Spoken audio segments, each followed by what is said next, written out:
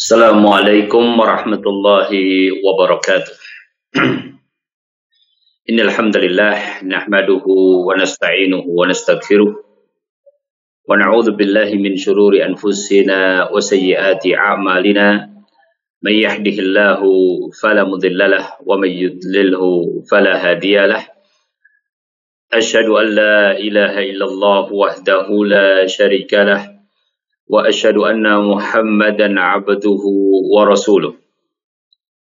Yaqulu Allah Ta'ala ya ayyuhalladzina amanu taqullaha haqqa tuqatih wa la tamutunna illa wa antum muslimun. Ya ayyuhan nasu ittaqu rabbakum alladzi khalaqakum min nafsin wahidah wa khalaqa minha zawjaha وبث منهما رجالا كثيرا ونساء واتقوا الله الذي تساءلون به والأرحام إن الله كان عليكم رقيبا يا أيها الذين آمنوا اتقوا الله وقولوا قولا سديدا يصلح لكم أعمالكم ويغفر لكم ذنوبكم ومن يطع الله ورسوله فقد فاز فوزا عظيما أما بعد فإن أصدق الحديث كتاب الله وخير الهدي هدي محمد صلى الله عليه وسلم وشر الأمور محدثاتها وكل محدثة بدعة وكل بدعة ضلالة وكل ضلالة في النار. نصلي ونسلم على من لا نبي بعده وعلى آله وأصحابه ومن تبع بهداه إلى يوم نلقاه. Pemirsa azani Allah wa iyyakum, kembali kita berbicara tentang tarbiyah Islamiyah, dan pada kesempatan pagi hari ini kita akan bahas ketentuan fikih dalam pukulan edukatif. Pada kesempatan sebelumnya kita telah membahas beberapa dalil yang berkaitan dengan dibolehkannya memukul dengan pukulan yang edukatif jika memang sudah saatnya dilakukan. Kali ini kita akan bahas lebih rinci perkataan para fuqaha, para ulama berkaitan dengan dalil-dalil tersebut dan istidlal mereka serta istimbat mereka, sehingga kita mempunyai pandangan yang lebih dalam masalah ketentuan syariat berkaitan dengan pukulan edukatif ini. Di antara dalil yang sangat jelas yang masyhur di kalangan kaum muslimin adalah perkataan Nabi sallallahu alaihi wasallam, murus sabyana bis salati li sab'in wadribuhum 'alaiha li 'ashrin wa farriqu bainahum fil madaji'i. Perintahkanlah kepada as-sabyan, anak lelaki dan anak perempuan, untuk melakukan salat ketika mereka berusia 7 tahun, dan lakukanlah pukulan saat mereka sudah berusia 10 tahun, yakni apabila mereka tidak mau melaksanakannya, dan pisahkanlah mereka di tempat tidur, yakni pada usia tersebut.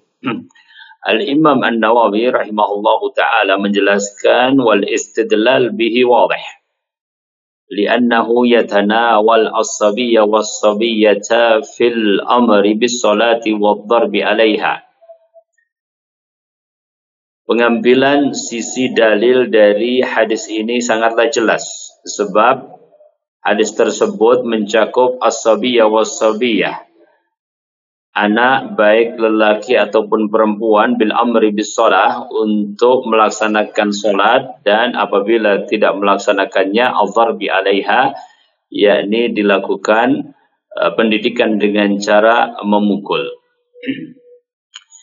Sebagian ulama menjelaskan tentang hal ini bahwa jumhur al-fuqaha di kalangan Hanafiyah, Syafi'iyah dan Hanabilah menunjukkan bahwa perintah di sini adalah perintah yang wajib. Sedangkan Malikiyah mengatakan bahwa perintah di sini menunjukkan perintah yang nadab, yaitu sunnah. Bahwasanya wajib bagi seseorang mengetahui bahwa anak pada usia balik sudah terkena taklif. Oleh karenanya persiapan untuk menuju usia taklif itu sudah disiapkan sedemikian rupa.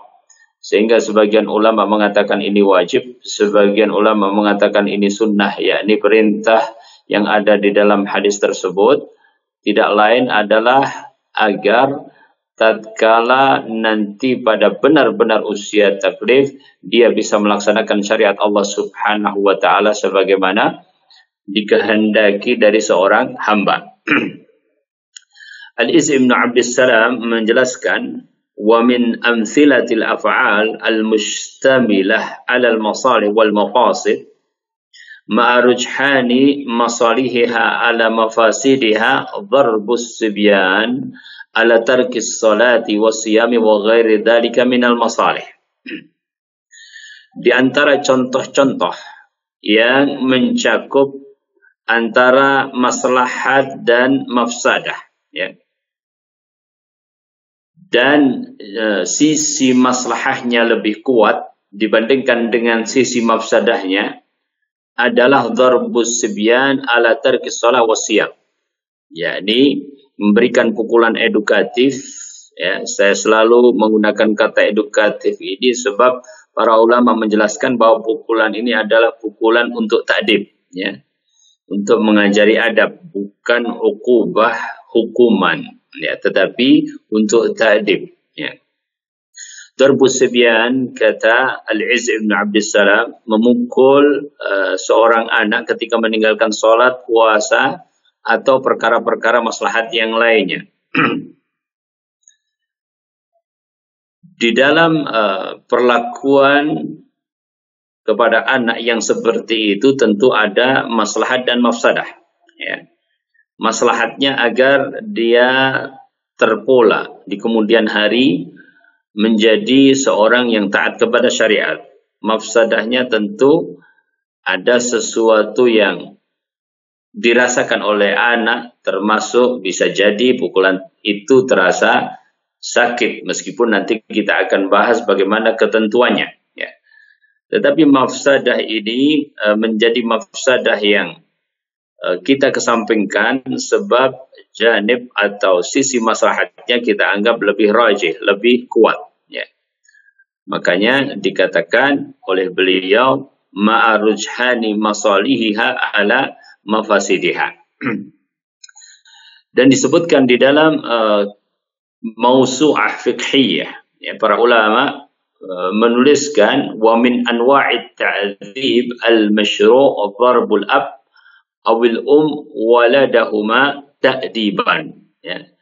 Di antara bentuk-bentuk sesuatu yang menimbulkan sakit, ya, ta'dzib, ya, tetapi disyariatkan adalah seorang ayah, ya, memberikan pukulan kepada putranya, juga seorang ibu ta'diban dalam rangka mengajarkan adab, ya. Wa kadzalikal wasiyyu awil muallimu bi'idnil abi ta'liman. Demikian pula seorang wasi atau muallim, ya, guru dengan izin dari bapaknya, ya, dalam rangka ta'liman, ya. Ini diberikan izin wewenang oleh bapaknya kepada wasi atau kepada muallim untuk melakukan itu, yakni dalam rangka ta'liman. An-Nawawi juga menyebutkan pada masalah hal, ya, lahu istikhdam waladihi walahu darbuhu ala dharik. Ya, ini ketika ditanya tentang atau ketika dipermasalahkan tentang apakah, ya, si anak ini boleh dipukul, ya, karena meninggalkan maslahat syar'iyah atau hal-hal yang ada dalam ketentuan syar'i, ya, dijawab yajuzu dzalika fi ma fihi ta'dibus sabi wa tadribuhu wa husnu tarbiyatihi wa nahwu dzalik, ya. Boleh, ya, yang demikian itu, ya, sebab pada perlakuan yang seperti itu ada ta'dib, pengajaran, dan ada tadrib, latihan, dan ada husnu tarbiyah, ya, sisi baik dari tahapan-tahapan tarbiyah tentunya, ya. Karena baiknya tarbiyah itu sesuai dengan tahapan-tahapan yang sebelumnya, dan itu dipahami oleh para ulama.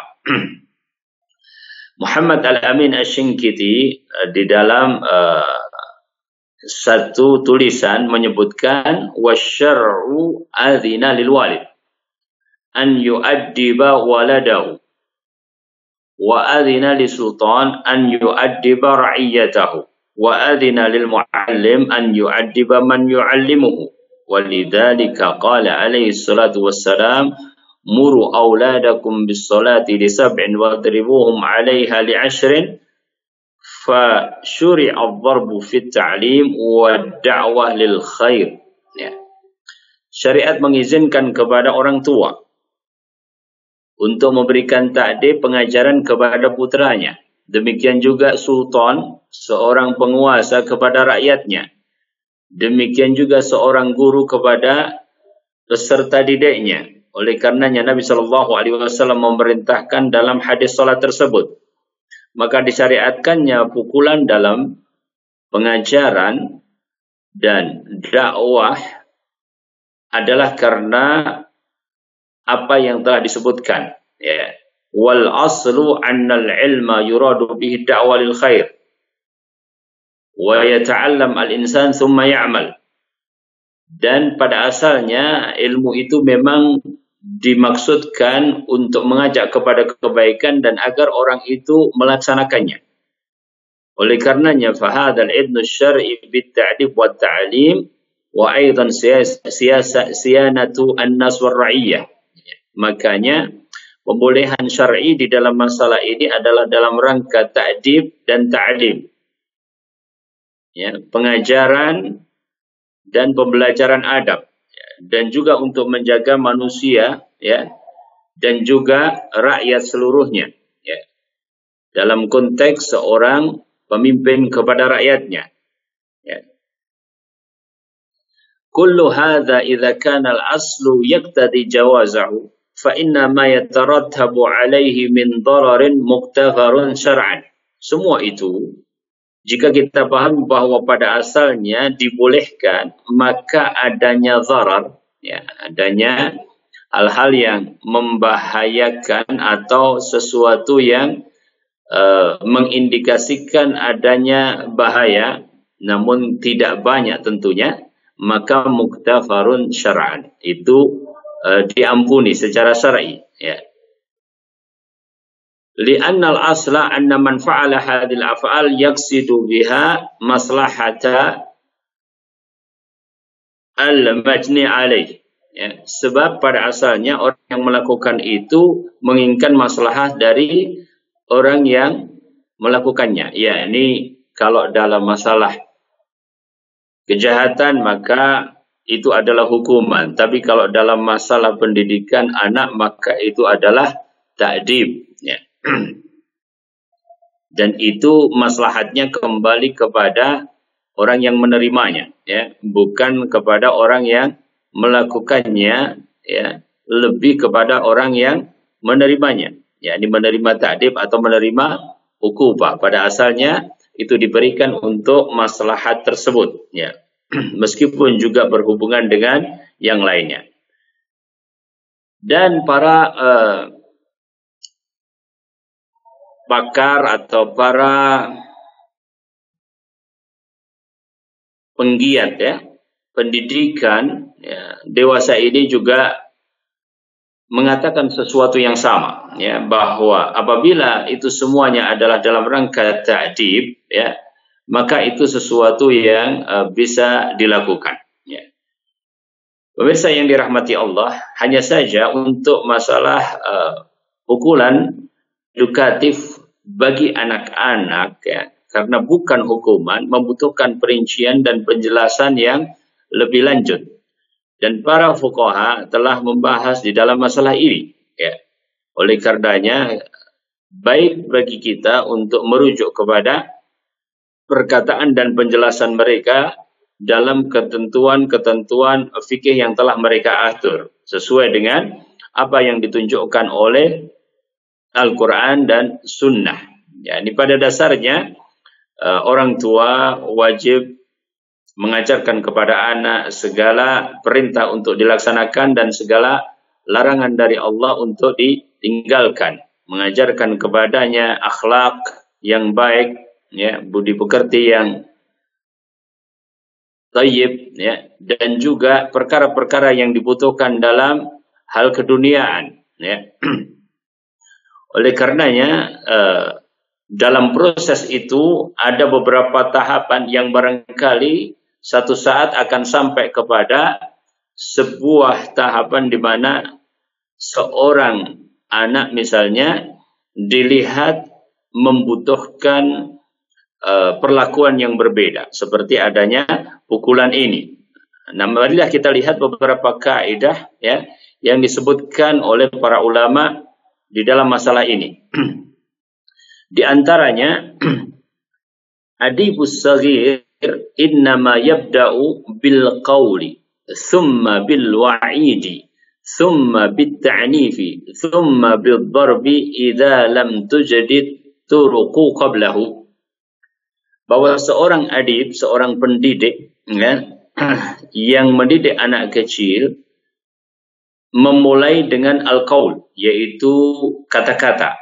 Bahkan Nabi Shallallahu Alaihi Wasallam juga menunjukkan jelas akan hal itu. Ketika mendatangi seorang sahabat yang memakai jimat, Nabi bertanya duluan, ya, nanya, kemudian ketika diketahui bahwasanya itu adalah sesuatu yang kaitannya dengan hukum jimat, maka Nabi SAW memerintahkan untuk melepaskannya, ya.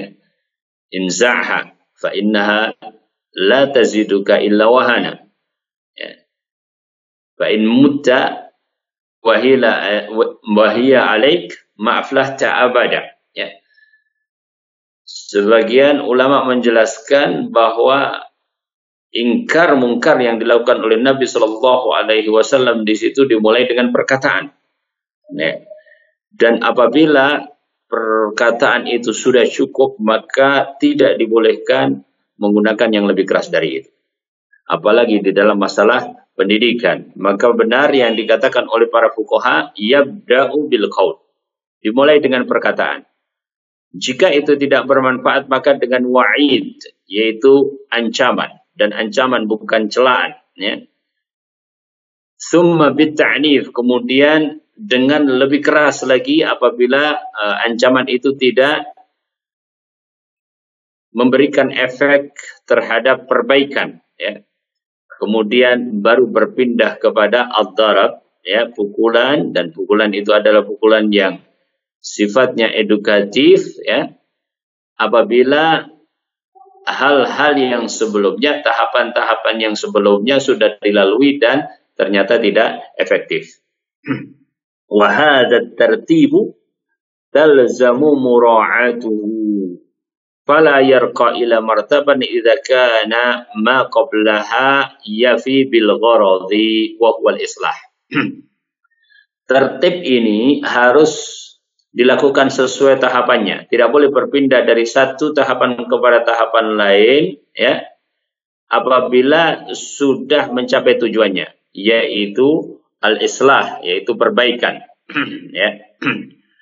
Al-Izz bin Abdus Salam juga mengatakan, wa mahma hasalat ta'dibu bil akhaffi min al af'ali wal aqwal lam yu'dal ila al aghladi idh huwa mafsadatun la faidata fi li usulil gharadi bima dunah. Kalau ta'dib itu dilakukan dan dengan cara yang lebih ringan, ya, baik perkataan ataupun perbuatan, sudah berhasil, maka tidak boleh melakukannya dengan yang lebih berat, ya, sebab kalau itu dilakukan maka bernilai sebagai sebuah mafsadah, ya, dan tidak ada gunanya sebab tujuannya sudah tercapai. Pemirsa yang dirahmati Allah, ya, jadi itu adalah sebuah marhalah atau sebuah tahapan, ya. Tidak sampai kepada dharab atau pukulan edukatif yang kita maksudkan tadi, kecuali tahapan-tahapan yang sebelumnya sudah dilakukan. Kemudian yang berikutnya, at-ta'dibu yakunu bil wa'idi wat taqri'i la bisyatmi. Bahwa ta'dib yang dilakukan itu termasuk pukulan edukatif tadi memang dilakukan dengan adanya sesuatu yang dinamakan dengan wa'id dan taqri', yakni semacam ancaman-ancaman ataupun memberikan rasa kekhawatiran apabila dia tidak tunduk kepada apa yang dimaukan itu, ya, tetapi tidak dengan mencela, ya, tetapi tidak dengan mencela, ya, sebagaimana dijelaskan oleh para ulama, ya, bahwa hal ini adalah penting sebab tujuan kita adalah melakukan perubahan atau ta'dib, ya. Sebagian pakar pendidikan mengatakan bahwa itu mestinya hanya terjadi antara dirinya dengan pendidik, ya, artinya antara pendidik dengan peserta didiknya yang dipandang berhak untuk mendapatkan cara tersebut dalam pendidikan terhadapnya, ya, dan tidak perlu dilakukan di hadapan orang banyak. Wallahu taala a'lam. Kemudian pemirsa, yang berikutnya, la yakunu ta'dib bid-du'a alaih, ya, jangan disertai oleh doa-doa keburukan. Sebagaimana hadis yang diriwayatkan oleh Imam Muslim rahimahullahu taala, la tad'u ala anfusikum wa la tad'u ala auladikum wa la tad'u ala amwalikum, la tuwafiqu minallahi sa'atan yas'alu fiha ata'an fayastajib lakum. Ya. Jangan kalian berdoa untuk diri kalian dengan doa keburukan. Juga jangan lakukan itu pada anak kalian.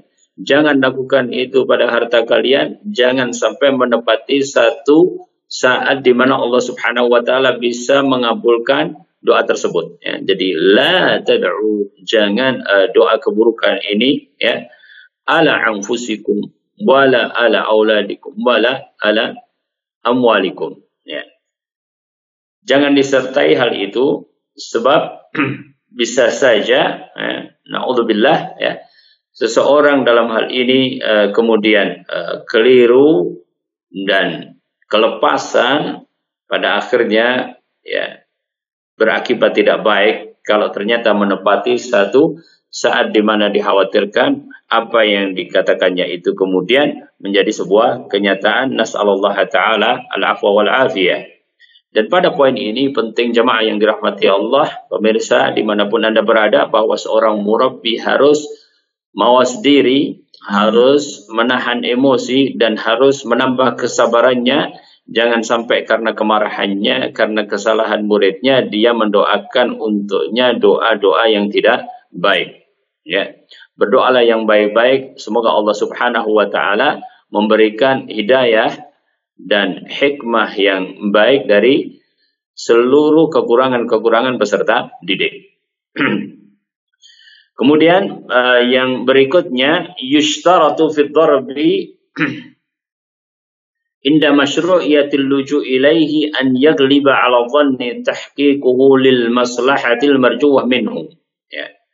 Di antara syarat yang harus diperhatikan ketika akan memilih cara ini atau menetapkan cara ini sebagai cara yang sudah pungkasan, ya, maka pertimbangannya adalah bahwa maslahat itu kemungkinan besar akan tercapai. Artinya kalau dia meninggalkan sesuatu yang seharusnya dia lakukan, ya, maka dengan pukulan tersebut akhirnya dia tidak meninggalkannya, ya. Atau perintah dan larangan yang tadinya dia langgar, kemudian dengan cara tersebut dia menepati, yang perintah dilakukan, yang larangan ditinggalkan, ya. Nah, maslahat ini harus dilihat apakah benar pada ghalabatul dzan bahwa dalam perkiraan kemungkinan besar peserta didik atau anak atau siapapun yang diperlakukan itu kemudian akan kembali sadar sehingga tidak melakukan pelanggaran. Ya. Jadi ghalabatud dzan, perkiraan bahwa kemungkinan besar akan berhasil, ini adalah sesuatu yang sangat dipertimbangkan di dalam hal ini. Ya. Pemirsa yang dirahmati Allah, ya. Jadi permasalahan apakah kemudian bisa membawa perubahan atau tidak, itu bukan permasalahan yang sederhana, tetapi harus dipertimbangkan lebih dahulu, karena memang tujuan kita adalah memberikan efek yang positif ya dari apa yang hendak dilakukan itu. Kemudian juga dalam hal ini perlu diperhatikan bahwa pukulan tersebut tentunya adalah pukulan yang tidak memberikan luka. Ya. Dikatakan oleh Ibnu Hajar Al-Haytami, ay dharban ghaira mubarrihin walau lam yufid illa bi mubarrihin tarakahu. Ya. Yaitu pukulan yang tidak menyisakan luka ya atau mengakibatkan luka ya. Seandainya dipandang bahwa tidak akan manfaat kecuali dengan pukulan yang menyebabkan luka, maka lebih baik wallahu taala alam tarakahu ya, hendaklah dia meninggalkannya. Ya. Berikutnya masalah ghairu mubarrih itu perlu benar-benar diperhatikan ya.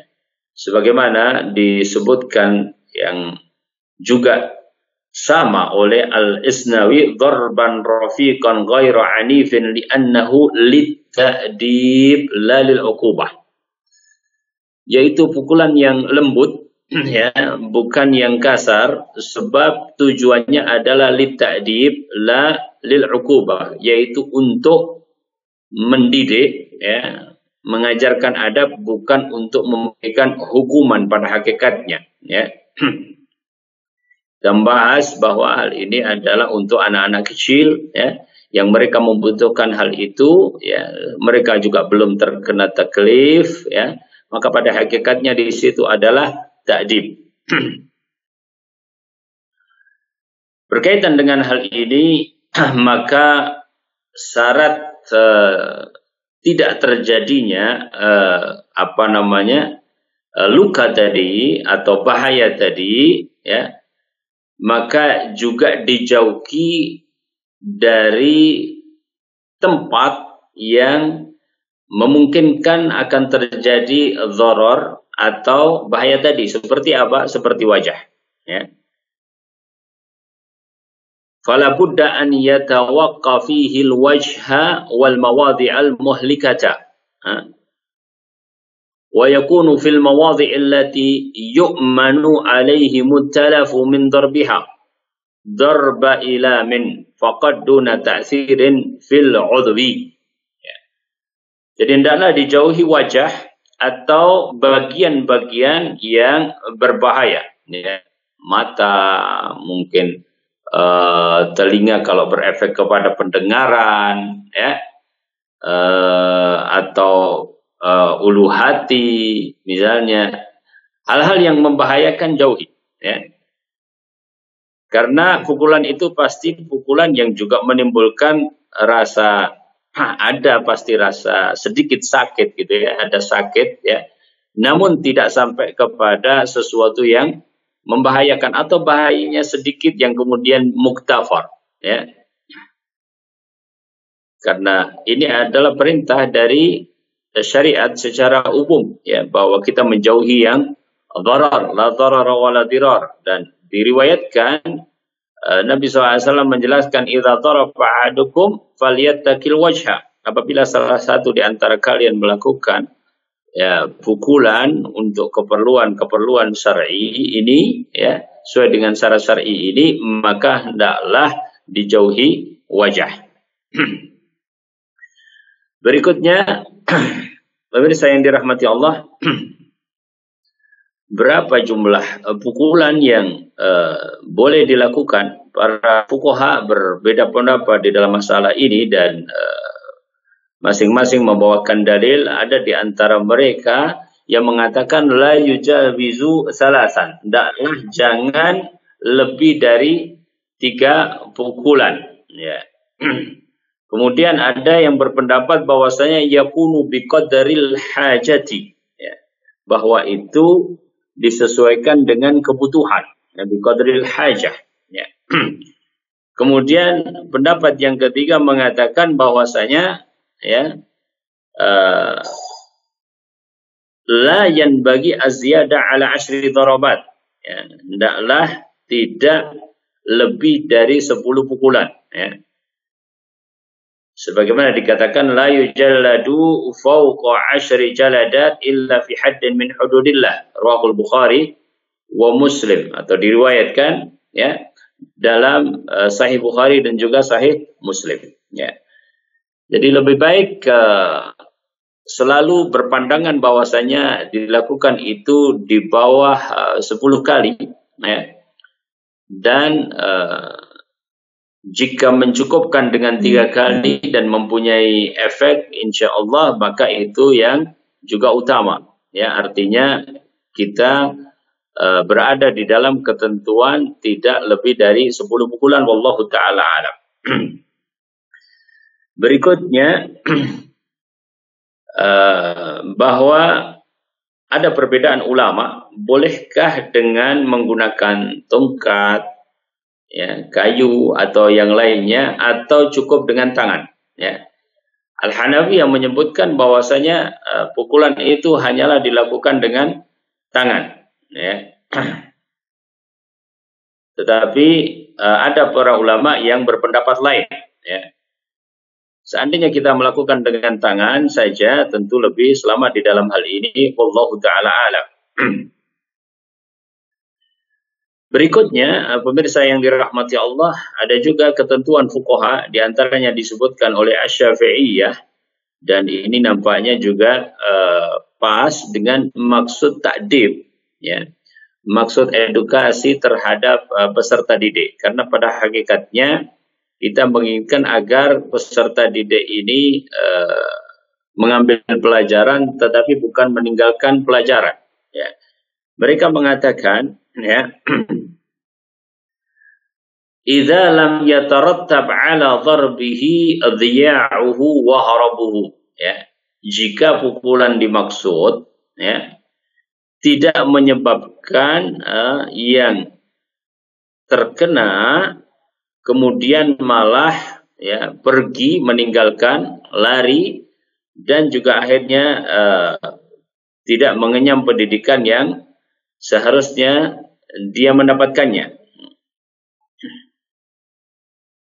Jadi kalau ternyata berakibat malah dia itu lari, ya, fa in tarattaba alaihi dzalika tarakahu, maka tidak perlu dipukul.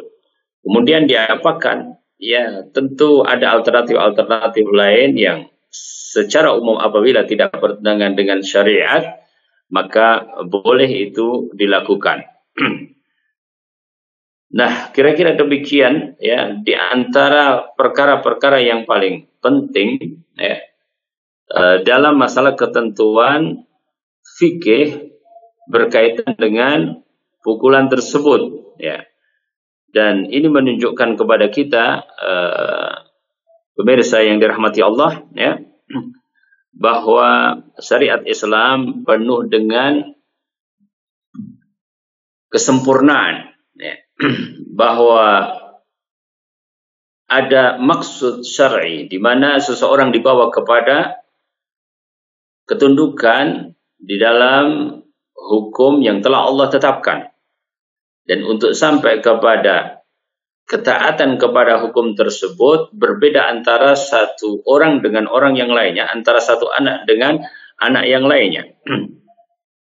Juga di dalam dakwah sekalipun, ud'u ila sabili rabbika bil hikmati wal mau'izatil hasanati wajadilhum billati hiya ahsan.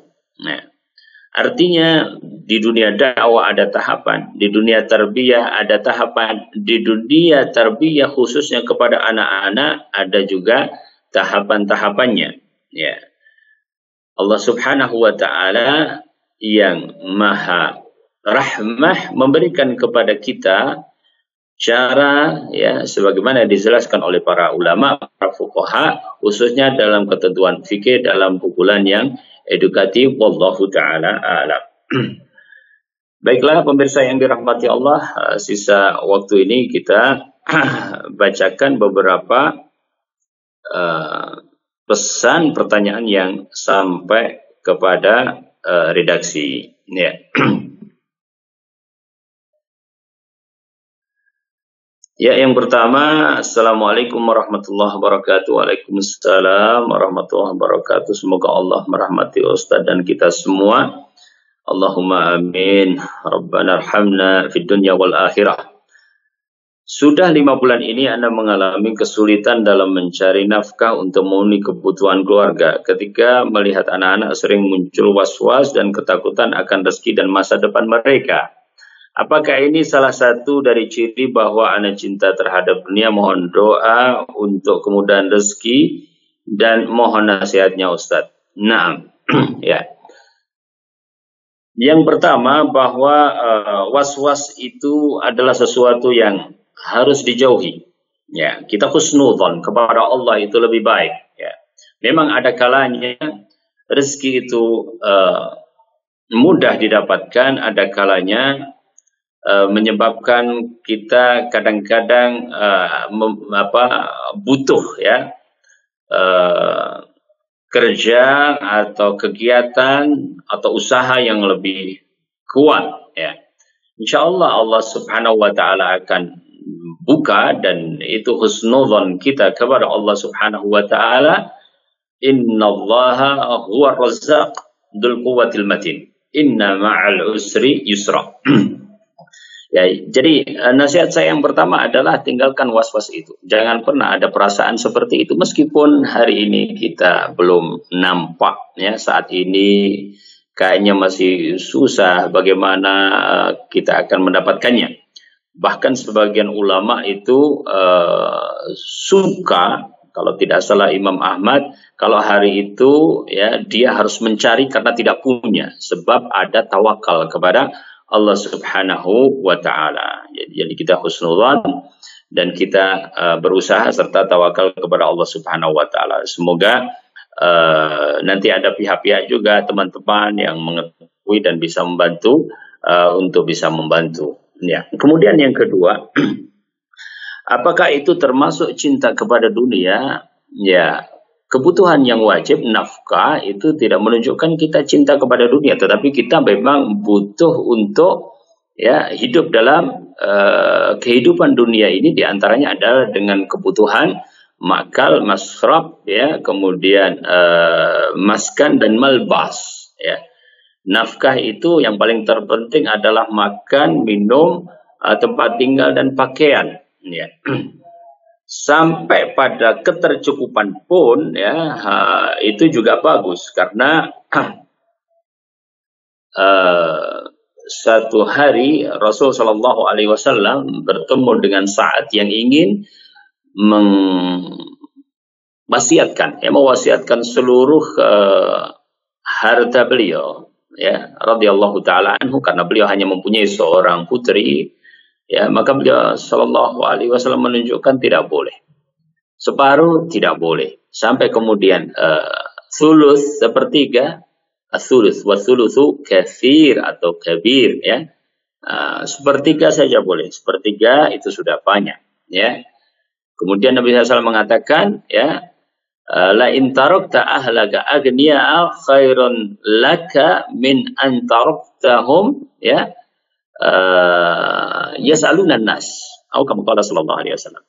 Kalau engkau tinggalkan mereka dalam kecukupan, itu lebih baik daripada engkau tinggalkan mereka dalam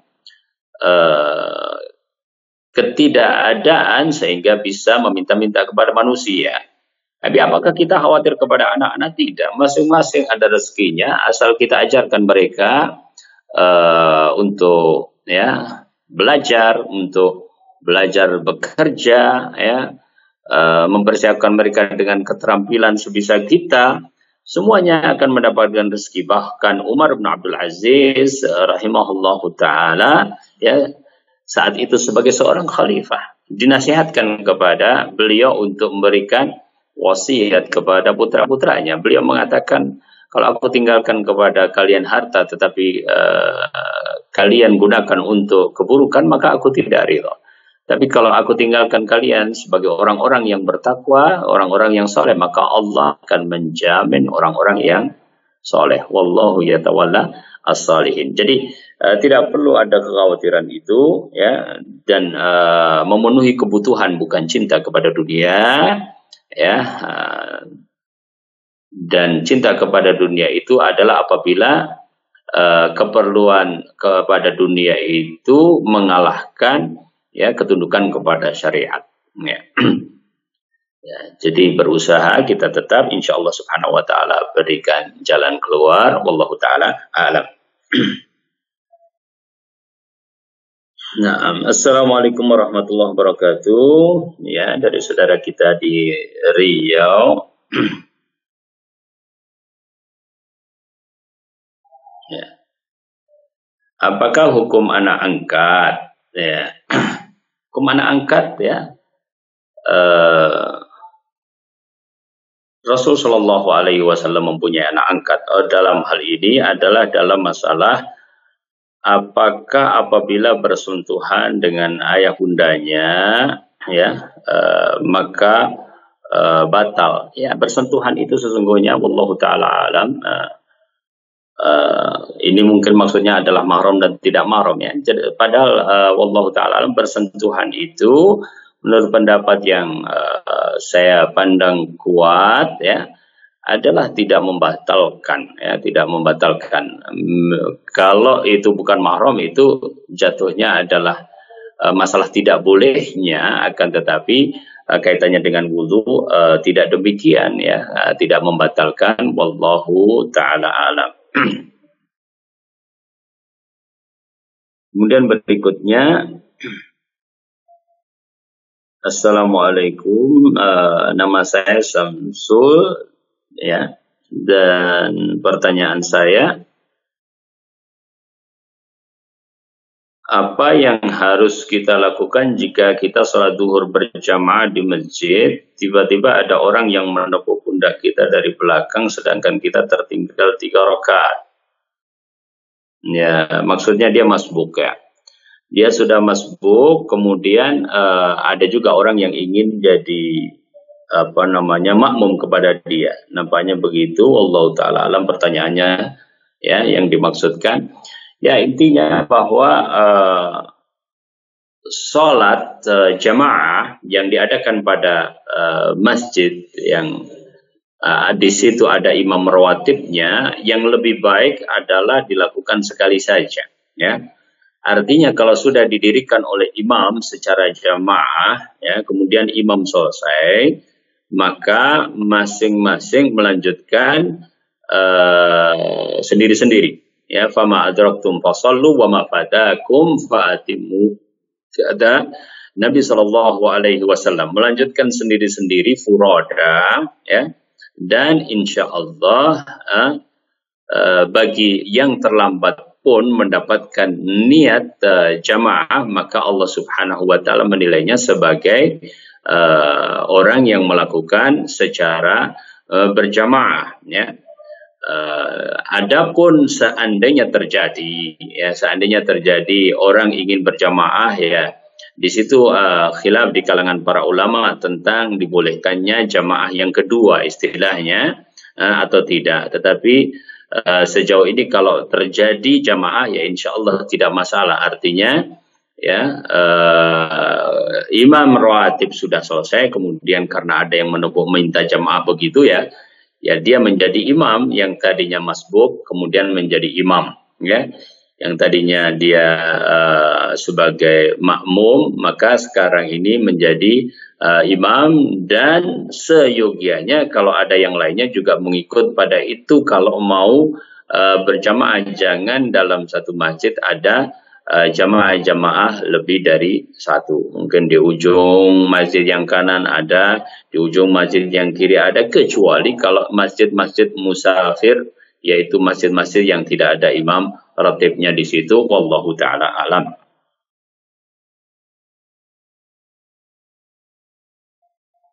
Assalamualaikum Ustaz, ya saya dari Jakarta. Izin bertanya, kalau di rumah suasana tidak kondusif karena suami memang tipikal orang yang emosian terhadap siapapun. Bagaimana caranya memberitahu anak agar tidak meniru perilaku ayah? Ya, anak-anak itu khususnya di usia-usia dini memang banyak mengambil contoh keteladanan. Ya, oleh karenanya ya, kalau memang tipikal ayah yang seperti itu, maka anak harus melihat juga tipikal yang lembut, ya. Dan kalau ternyata zahir atau yang nampak dari pertanyaan ini, insya Allah ibundanya bisa melakukan itu, maka hendaklah ibundanya menunjukkan tipikal yang lembut, sehingga ya tipikal yang keras tadi tidak dominan, ya, tidak dominan. Anak akan mendapatkan contoh yang baik. Itu yang pertama, ya. Kenapa? Karena memang itulah yang dilihat, itulah yang dirasakan, ya. Baru kemudian setelah itu kita ya mendidik, memperbaiki sedikit-sedikit contoh. Kalau sudah mulai terlihat nih anak juga kayaknya emosian nih, kita bisa kasih arahan sedikit-sedikit. Nah, jangan katanya keras begitu. Umi dengar misalnya kan, nggak usah keras-keras seperti itu. Ini bisa dilakukan demikian, ini bisa dilakukan demikian.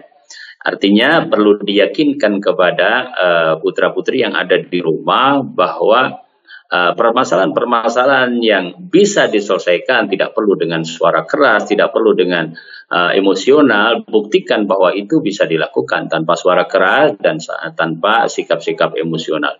Insya Allah pelan-pelan, semoga Allah Subhanahu wa Ta'ala memberikan keberkahan kepada rumah dan keluarga anti. Barakallahu fikum.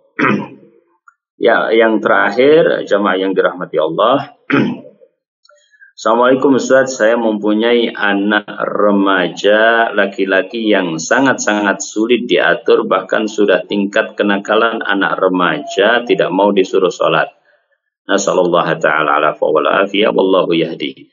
Bahkan sekolah pun tidak mau. Saya bingung menghadapinya. Nasihat selembut mungkin sudah saya coba, tetapi kian hari nakalnya kian bertambah. Apa yang harus saya lakukan? Saya sudah istighfar, berdoa, tapi belum ada nampak perubahan. Ya, jangan berhenti berdoa. Ya, Rasul Shallallahu Alaihi Wasallam mengatakan, la yakulu ahadukum da'utu rabbi falam yastajib li. Jangan sampai salah seorang dari kalian mengatakan aku sudah berdoa dan belum dikabulkan. Tentu ini maksudnya sedang bertanya kepada kajian kita di pagi hari ini, ya. Semoga bukan keluhan itu, ya. Jadi nasihat saya tetap berdoa, tetap banyak berdoa kepada Allah Subhanahu wa Ta'ala, jangan putus asa. Berikutnya, ya, kemungkinan besar bahwa ada sebab-sebab tentu, ya, sebelumnya. Namun di saat ini bisa dilihat orang-orang yang paling dekat dengannya kemungkinan adalah teman-temannya. Maka, ya, kita juga perhatian tentang kegiatan-kegiatannya. Jadi pertemanan dan kegiatannya. Artinya bagaimana kita mencoba untuk dakwah dari sisi itu, ya, dari sisi teman-temannya, ya. Mungkin, ya, bisa jadi ada temannya yang lebih baik dan bisa kita masuki nasihat lewat temannya misalnya, ya. Demikian juga dengan kegiatan-kegiatannya, misalnya dilihat ada kegiatan A dan kegiatan B, ya. Kegiatan A ini nampaknya lebih pas buat dia, ya, dan teman-temannya lebih bagus, maka kita kasih aja semangat untuk kegiatan-kegiatan tersebut, ya. Kemudian yang berikutnya memang dalam hal ini harus dicari usaha untuk bisa berkomunikasi dengan baik, ya, bisa berkomunikasi dengan baik. Artinya komunikasi dengan baik itu tidak harus kita bicara, misalnya dia tidak baca Quran, tidak harus kita langsung bicara kepada poin Al-Quran tersebut, tetapi bina komunikasi. Yang penting ngobrol, artinya kita bisa ngobrol tentang sesuatu yang dia butuhkan hari ini, ya, apa bahkan yang bisa dibantu. Nanti kalau komunikasi itu sudah terjalin dengan baik, sedikit demi sedikit, baru kemudian insya Allah Ta'ala ada jalan untuk bicara perkara-perkara yang lain. Artinya kita tidak langsung menunjuk atau tidak, walaupun komunikasinya dengan lembut, artinya bicaranya dengan pelan, tapi ketika langsung menunjuk tentang sesuatu yang dia sedang tidak suka atau dia merasa salah di sini, mungkin dia tidak langsung bisa menerima. Tadi contohnya adalah tentang baca Al-Quran misalnya, tapi kita melalui komunikasi yang lain sehingga dia merasa nyaman dengan kita pun bisa ngomong enak dengan dia. Semoga Allah Subhanahu wa Ta'ala berikan jalan. Itu diantara tipsnya. Wallahu ta'ala alam, dan jangan lupa untuk terus menerus berdoa. Insya Allah semoga di lain kesempatan dia mendapatkan taufik karena doa yang kita panjatkan kepada Allah Subhanahu wa Ta'ala. Wallahu, dan Allah Subhanahu wa Ta'ala dialah yang maha petunjuk. Wal hadi yahdi mayyasha. Dia Allah Subhanahu wa Ta'ala memberikan petunjuk kepada seseorang yang sedang kita harapkan, seseorang yang kayaknya kita sudah berbuat bukan putus asa, ya, sudah gimana perasaannya susah sekali, tiba-tiba Allah Subhanahu wa Ta'ala rubah melalui siapapun, insyaallah, ya. Barakallahu li wa lakum. Inilah yang bisa disampaikan pada kesempatan pagi hari ini. Kurang dan lebihnya mohon maaf. Semoga Allah Subhanahu wa Ta'ala berikan taufik kepada kita semuanya. Allah berikan kemudahan kepada kita semuanya. Subhanakallahumma bihamdika asyhadu an la ilaha illa anta astaghfiruka wa atubu ilaik. Wassalamualaikum warahmatullahi wabarakatuh.